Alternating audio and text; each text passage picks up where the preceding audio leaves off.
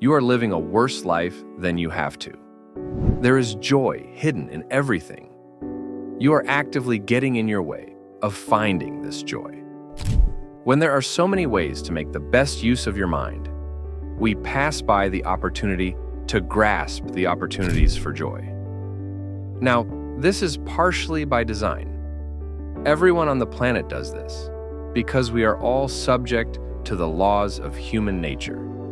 That's the title of the book by Robert Greene. It discusses how our minds are holding us back, and the many ways we can navigate life more efficiently to help ourselves reach greater goals. The book is broken up into 13 principles, which detail the fundamental truths and unshakable laws which undercut the entirety of human experience and cannot be broken or freed from because we are only human. However, despite that, we can take these laws, which were once holding us back, and make them work for us instead of against us.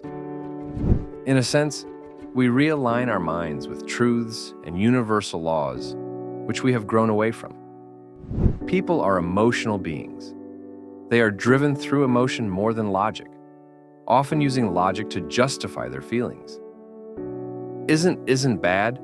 It's simply the human condition. However, if you want to become a stronger, more adaptable person, then I highly recommend that you learn to recognize your emotional biases and cultivate a sense of self-awareness to make better decisions in the future without letting emotions get in your way. The law of narcissism is such that on some level, everyone is a little narcissistic. Like, think about it. Would you stick your hand in a beehive? Probably not. That is because the human brain centers its actions around itself and wants to treat itself and its body well. Because of that, it wants to treat itself well.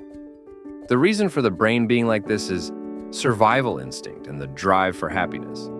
The thing is that happiness and success aren't all about us.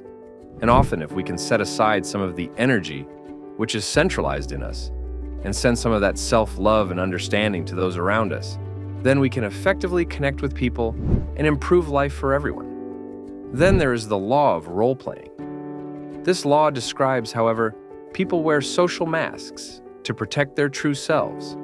To peer behind the masks, you need to pay attention to body language, contradictions, and micro-expressions to see the truth behind the mask.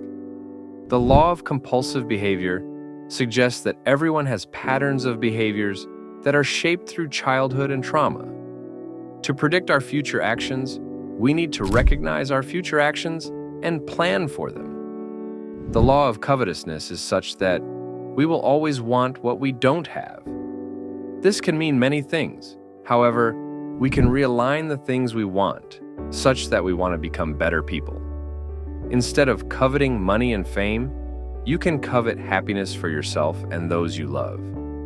In a sense, you can turn the natural tendency to greed, which we as humans have, and turn it into something virtuous. There is also the law of short-sightedness. This is simple to understand. Now I am in the now. This ability people have to get caught up in the short term is often harmful. Despite that, what we need to understand is that time is arbitrary. A short time can be 1 second or a day.